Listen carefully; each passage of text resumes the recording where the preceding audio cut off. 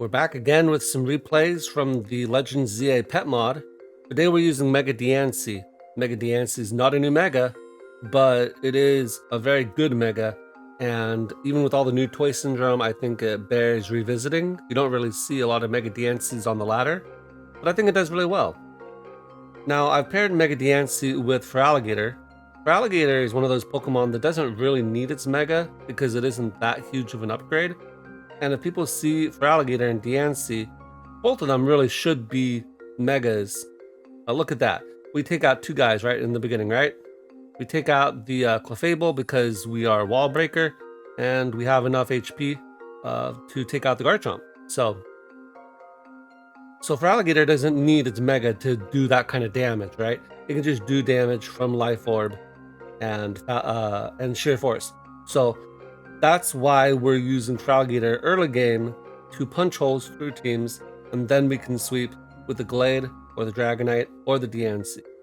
Diancie also has Magic Bounce, which is really good for this team because this team doesn't have any hazard control.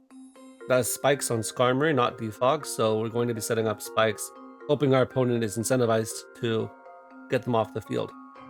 Now let's talk about this Umbreon set real fast. This Umbreon set is Wish, Thunderwave, Knockoff, and Heal Bell. This is a little greedy Umbreon.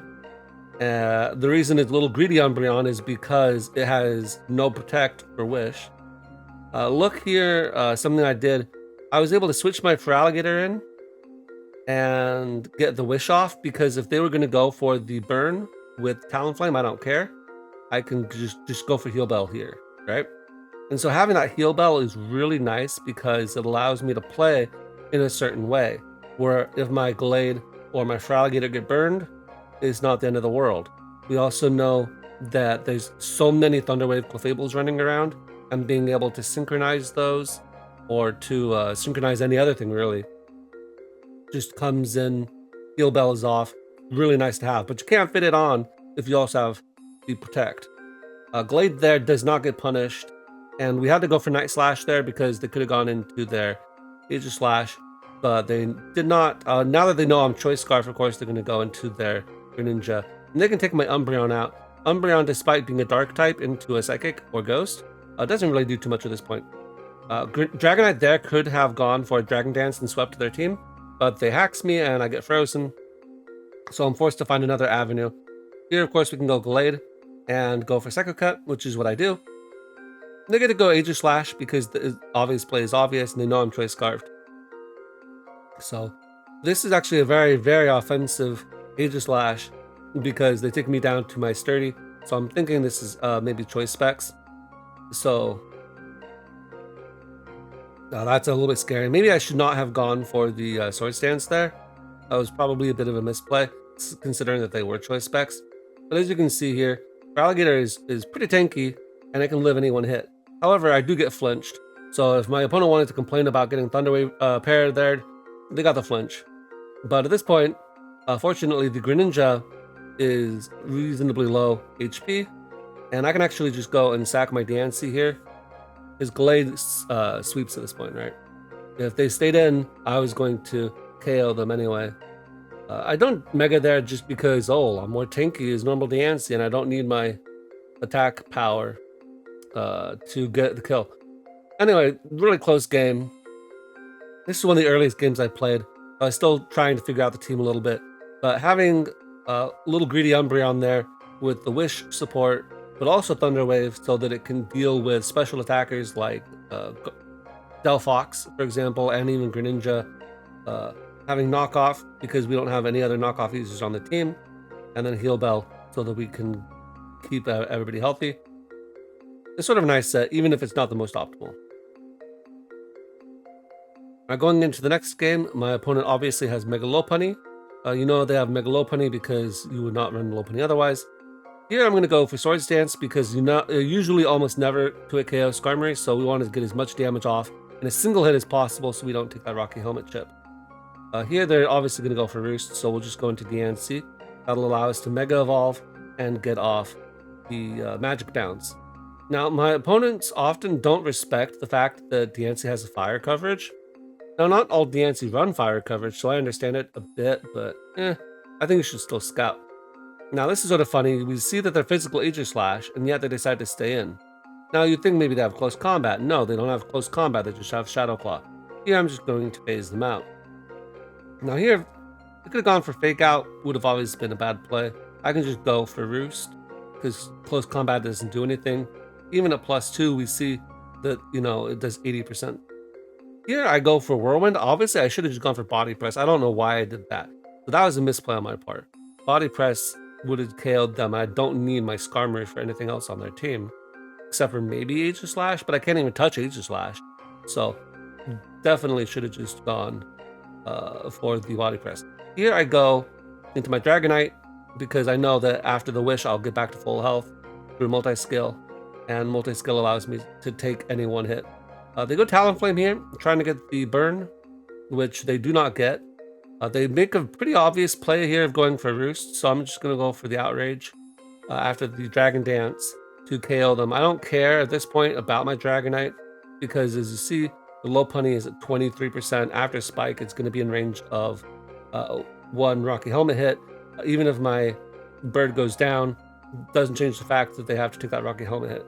Here, I actually go for the Roost. If they'd gone for Shadow Sneak, you know, if they have it, then they're going to take that extra hit. But this actually gives me a Roost opportunity, just so that I'm nice and healthy for the Lopunny. They go Volcanion here, which I don't know, that play was pretty questionable, to be honest. Obviously, I don't need this for the Lopunny because I have my Scarf Blade. And so I do want to just put the Volcanion in range of Scarf Blade. But I could have just sacked the Umbreon as well if that was my play and saved the Skarmory in case something really weird happened. But as you can see, now everything on the team is just in range of Sacred Sword. They don't have anything at all for this because we see that the Greninja's Life Orb, right? So we know it's not Scarf Gren. If it had been Scarf Gren, then I absolutely needed to save the Skarmory. And Water Shuriken isn't going to do anything to Glade because Glade has actually really good Spidef, and so it beats non-Scarf Greninjas pretty easily. Now we're going to run into our first Malamar, and if you look at, you know, Joey's Mega Malamar video, you're like, oh, this Pokemon's really good. It's not actually that good. If your opponent knows what to do in it, it's actually pretty passive. Of course, there are multiple sets that Mega Malamar could run. Check this out, by the way. Synchronize the Gourgeist, so now the Gourgeist is burned, and the Gourgeist is tricked, and I have Heal Bell. So they literally did nothing to my team, except for, I think, 6% on the Glade, right? So that's really nice to have that Heal Bell. And I don't care about one layer of the Spike. That doesn't do anything. I can just get up normal spikes, and if they want to get rid of those, they'll have to clear them away. Anyway, point is, Malamar could run different sets, right? It could have Superpower and Knockoff, and that would be a different set that maybe would give Skarmory a bit more problems. But this Close Combat Stored Power set, once people know about it, and you know, you're not playing against Lolat or Scrubs, then it's actually not that bad of a set to try to beat, because all you have to do is Whirlwind them out. So similar to Annihilate, where Annihilate you should never hit, you just always Toxic it and then let it kill itself. Or you hit it with something that's really strong and they can't beat it, right? Those are your two options. But you just don't hit it. Similarly with Mega Malamar, you just phase it out or position well. If you have a Greninja, right, you can always go for that U-turn.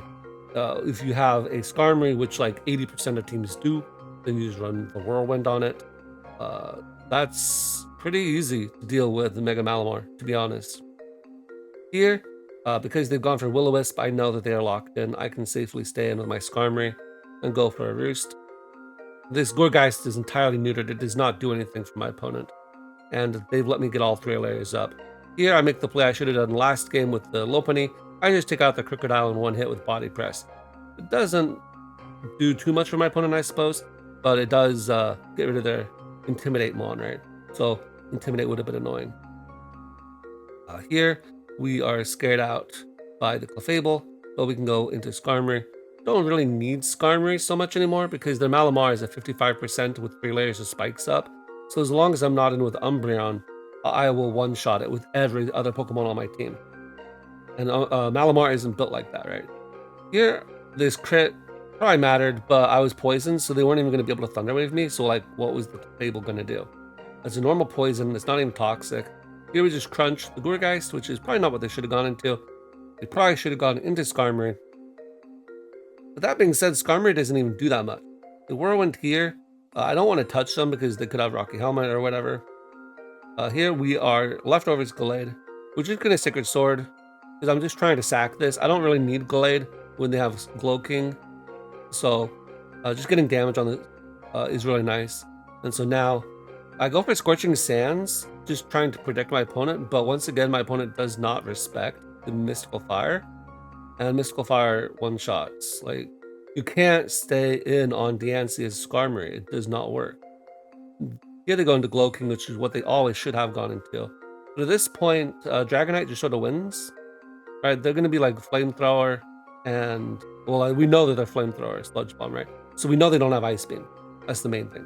Because we know they don't have Ice Beam, I can safely go into Dragonite, just get the +1. And at that point, I can just beat them down.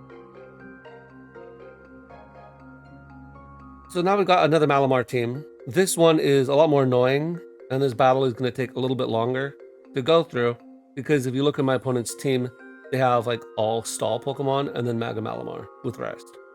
So this is sort of a funny interaction. Normally, Sableye gets to force you out with a Parting Shot on a Magic Bounce Pokemon, but that doesn't really do anything for them, because I can always just go into Umbreon. Right, Umbreon completely shuts down Sableye. Sableye can't do anything really to dark types in general. And as opposed to Whirlwind, where you don't get to choose what you're going out into, or whatever, like, I don't even know. Parting Shot, I get to choose what I go out into every single time. So it doesn't really benefit them. So I'm always going to go into Umbreon. Here, I go into Diancie in case they go for Spikes or Whirlwind or whatever. Once again, I'm just going to go into Umbreon on this guy's Parting Shot. I get it, like, they don't really have too much, I suppose, for it. They let me Thunder Wave their Chestnut for no discernible reason. Now, this Skarmory here does get beat by Body Press Chestnut, which is why we're going to switch out in case they IDEF. They actually go for Spike, which means I now get a Spike, and I can just Moonblast for free. They literally have one switch in, and they refuse to go into it, just like every other guy before them, and they die once again into the Mystical Fire. I really don't know why people forgot that Diancie gets Mystical Fire. I guess they just don't see it enough on the ladder. Here we're going to double back into Skarmory. It's pretty obvious that they're going to switch out at this point in the game. And I want to get my Skarmory's health back, which I do. So now, the problem with Close Combat is that it doesn't actually boost Malamar's attack stat. So the amount of damage it did last turn is the same amount of damage it's going to do this turn. Even if they had gotten Close Combat there, it's not like I roosted, right? So it's not going to be super effective. This pair is a bit unfortunate, but if they'd gone for Leech Seed or Spike or Synthesis, none of that would have changed anything. They finally figure out they need to go into Glow King, and so now I'm going to go into Umbreon. They poison me, it doesn't matter because they're a poison type, so that doesn't really help them.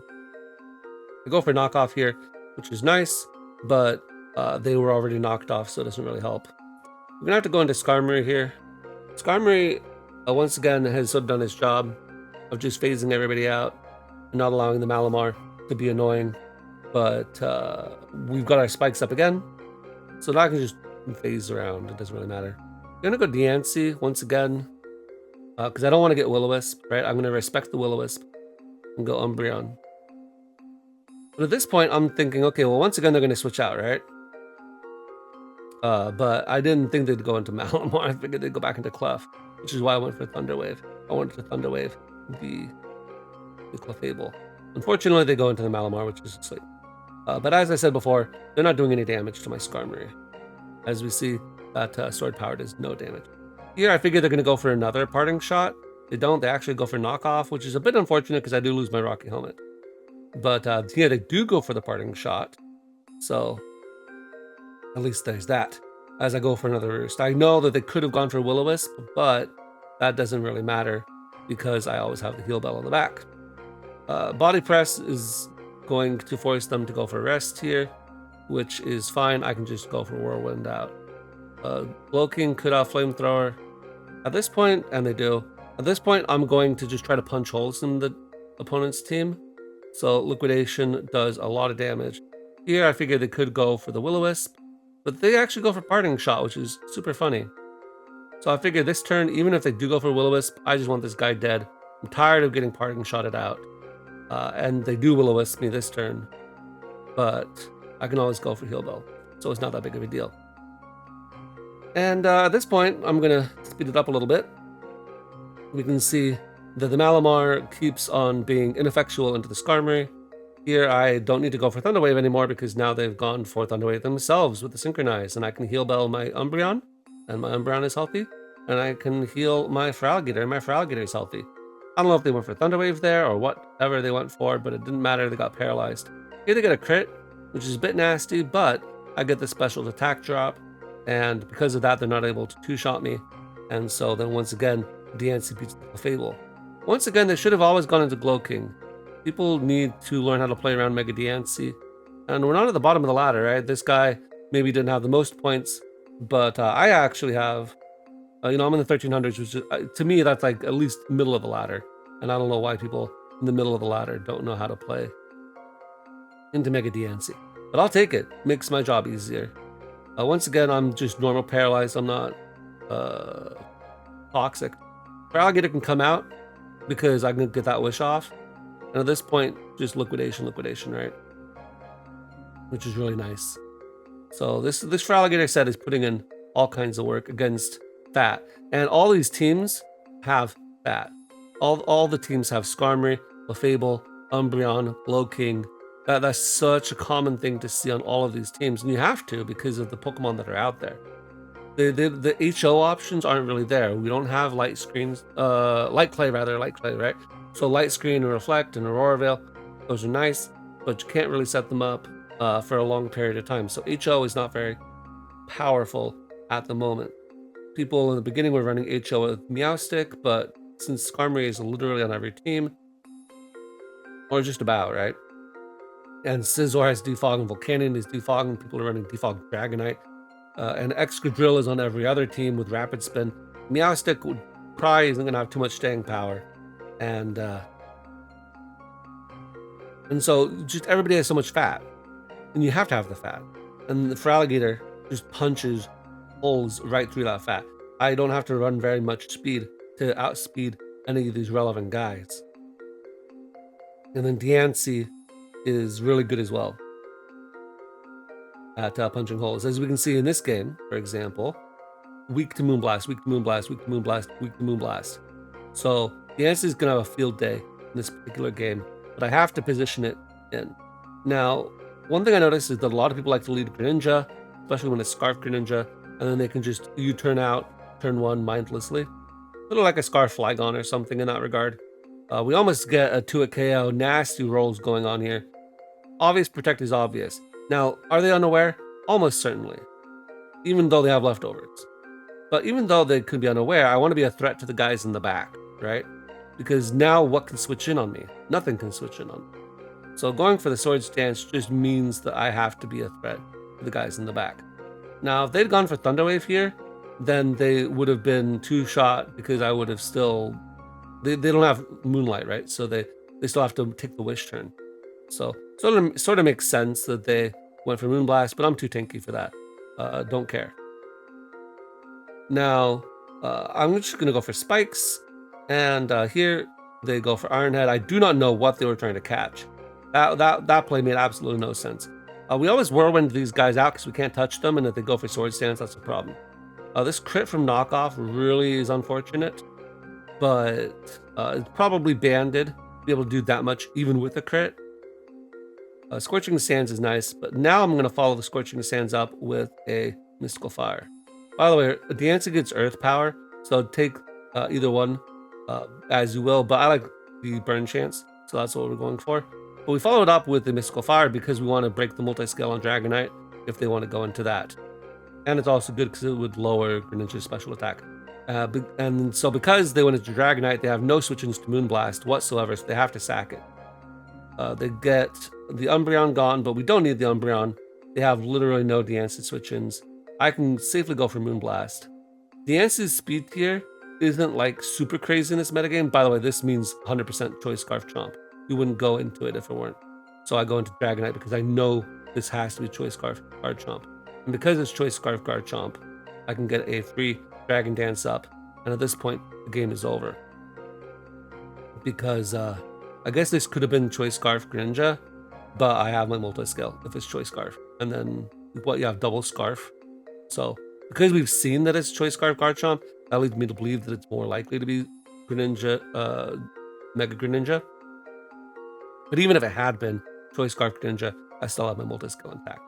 Anyway, what I was going to say is, Mega Diancie has not the greatest speed tier in this particular metagame because of all of the Greninjas and Mega Starmies and not just the Ash Greninja or the Mega Greninjas, but also the, well, I guess Ash Greninja too, and then the Scarf Greninja, right? And so between the Starmies and the Frostlasses and all these other guys, you don't necessarily look at that and be like, oh, 110 base speed, that's super fast, because there's the 120s and the 130s and the 140 base speed Pokemon. Insanely fast metagame. But 110 base speed is Ogerpon speed, and Ogerpon Wellspring runs OU, or at least a large portion of it, because of that 110 base speed tier.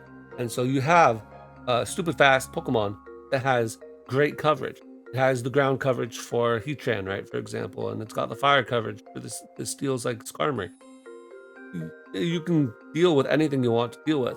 I don't have Diamond Storm on this particular set, so that's a bit unfortunate. But and so that means Talonflame sort of walls Diancie. But unless the Talonflame has Steel Wing, they can't touch you anyway. So Diancie does really well into a lot of teams because of that speed. Whereas Feraligatr does well into the teams, not because it's fast, but because it breaks the bull. So this is good into offense, this is good into fat. And then the Scarf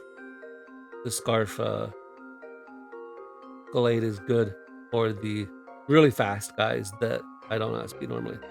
Looking at my opponent's team, I thought for sure this Garchomp was going to be a tank chomp because they've got this offensive guy, they've got this offensive guy, right? You got like this is a standard defensive core, but no, it was offensive Garchomp. Very strange, but it doesn't matter because I have Ice Punch. Ice Punch one-shots even defensive tank chomp, which is why it's preferred over just going for liquidation at +2. Greninja gets to have a double Protean Cheeky Boost. Here we go for Thunder Wave because I don't care about Moonblast. As you see, that does 34%. Now, from a previous replay, we know that a crit would do a lot more than that, but we're just going to play as if they're not going to crit me. And so we get most of our health back, or at least a good portion of it. Here, they're going to go for Defog or their own Spike or whatever. I'm just going to get back a bit of leftovers, and then we're going to try to heal back the Feraligatr. Here, I figured they might go for Whirlwind, which is why I stayed in, because I didn't want them to go for a Whirlwind on my Feraligatr, and then I take more Stealth Rock, right? They don't actually go for a Whirlwind, so that's a bit annoying. At this point, I figure, hey, you're gonna stay in, I'm gonna Thunder Wave you too. As now they go Clefable. So now we're gonna go back into Skarmory. They're gonna Thunder Wave me, but that's okay, because Skarmory doesn't really need its speed. We both get full paralyzed, so skip that turn. As it turns out, they actually have Flamethrower, which is annoying because I would have liked to have gotten a Spike. Fortunately, I do get a Spike there. And so now at this point, I'm just gonna actually sack the Feraligatr. I was trying to heal it up earlier with the Umbreon, but now I figure probably not happening. We're just gonna go into Diancie and do the standard Diancie Moonblast for a 3-hit KO. As they actually go into Gengar. So this could be Choice Scarf, could be Choice Specs, since we don't see like Black Sludge. And they switch out here, so we don't see Life Orb either. We get full paralyzed again. This is obviously Moxie, not Intimidate, so we know it's an offensive Gyarados. That one is a little bit rare too, but because they didn't go for Dragon Dance here, we can scare them out. We do not have Diamond Storm, but what we do have is a 3-hit KO on Clefable. One of the reasons you really beat Clefable a lot with Diancie is because of the special attack drops for Moonblast. The Moonblast just means that even unaware Clefables, they don't touch you. The only thing that would beat you is to call my Clefable at full health and not fully paralyzed. No, Gengar comes out, which means it's probably Choice Scarf. Here we're going to go into Glade as they go for Sludge Bomb.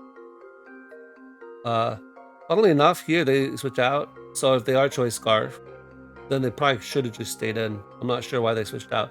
But having this Skarmory choice locked is amazing because it means now that they can't go for Roost. And I can go into my Dragonite and I don't care.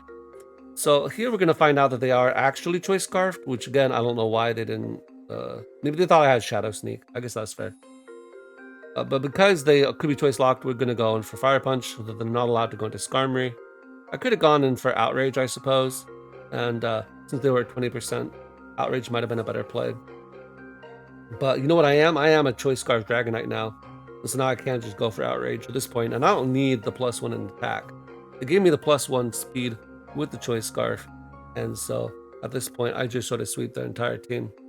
Now the Skarmory is choice locked. And so if I go into Umbreon, the only attacking move I have is the knockoff. I don't want to free their move up. So I'll just stay in. I could have switched out and let them kill themselves to recoil too. Either way, it didn't really matter. The game was over at that point. Now for the final game. My opponent has a Mega Venusaur, and we know it's a Mega Venusaur because there's no way you're not running Mega Venusaur unless I see a Pyroar or a Charizard. I don't see either of those guys. I know there's no Sun. This is obviously Mega Venusaur. And this is actually sort of a problem into my team.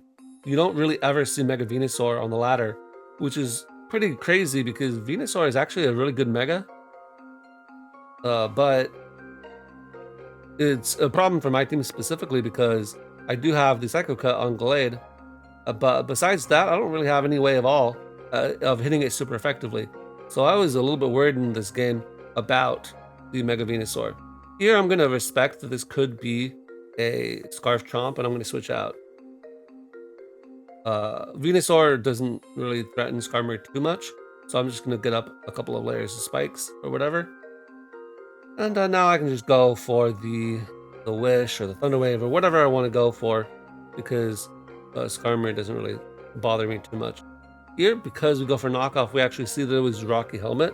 So I could have stayed in, just gone for Moonblast. But that's okay. Here, they're going to go for Earthquake. And if they Fire Blast me, I accept that as a possibility. I'm just going to go for a layer of Spike. But then, funnily enough, they followed up with an Iron Head. So that's the second time this video that my opponent's gone for a needless Iron Head. So Diancie's put the fear of God into them. Here they go for another Fire Blast. Fortunately, they don't burn me. And I can just go for another Trick because they're probably going to go into Skarmory. Or maybe they go into Clefable. Either one of those, I would be more than happy to see get tricked. Now, because I know my opponent is choice locked, I can go for whatever I want. I figured they might go into Venusaur there, but or into Clefable, right? So that's why I didn't go for Sacred Sword there. But it's okay. Funnily enough, my Rocky Helmet actually puts the Scizor in range of Spike or whatever else, so that Scizor isn't really going to get to do too much at this point in the game. And I'm just going to sack the Umbreon. Umbreon isn't doing anything to any of my opponent's Pokemon anymore. They're obviously in range of Moonblast, and they don't want to switch in on this guy. So that's why we're going to go into it. Here they could go for Sludge Bomb or Giga Drain, and both of those Skarmory can chew. So Skarmory absolutely needs to be kept around, because even though it doesn't have Brave Bird or anything for Venusaur, is the only thing standing me defensively in front of Venusaur. Here I know my opponent is choice locked, right? Because we choice Scarf tricked them. So since they're going for Defog, I can just troll around for a little bit and then switch out randomly and then go into Diancie, right? Because if my opponent has switched, then I would have got more spikes up that way. Here they have to switch out Skarmory because they're still locked into Defog. And we can once again go for that KO and Clefable. My opponent here decides to go for Moonblast, which is, I think, the smarter option rather than trying to heal up. And they still get KO'd. Now, Greninja, we don't want it to let it get the Battle Bond. Fortunately, it is not Battle Bond, it is just Protean. So that's good. Here, obvious plays obvious. They go into Venusaur. So I'm just sacking this Feraligatr at this point, especially now that I know it's not Battle Bond Gren. And we just want to get off as much damage as we possibly can. Here we can go for Sacred Sword because either Skarmory comes out or Greninja comes out, and I don't want either of those Pokemon to come out for free. But I have to keep with the Glade because of the Venusaur in the back. We're going to sack our own Skarmory. We don't really need it at this point. And I do have the Dragonite in the back. So we're going to go into the Dragonite and we can go for Fire Punch here. We do not go for Dragon Dance because we know it's Choice Scarf Greninja. And if I Choice Scarf Greninja, Dragon Dance, I'm still outsped in the following turn, so that'll be really stupid. Here are a couple of routes to victory. I wanted to just get the safe switch into Gallade, but as I'm reminded, the Scizor would die to Bullet Punch anyway. So I could have stayed in with the Dragonite, right? On the Venusaur, because if I go for Outrage into the Venusaur, then they get to go and Bullet Punch Revenge me.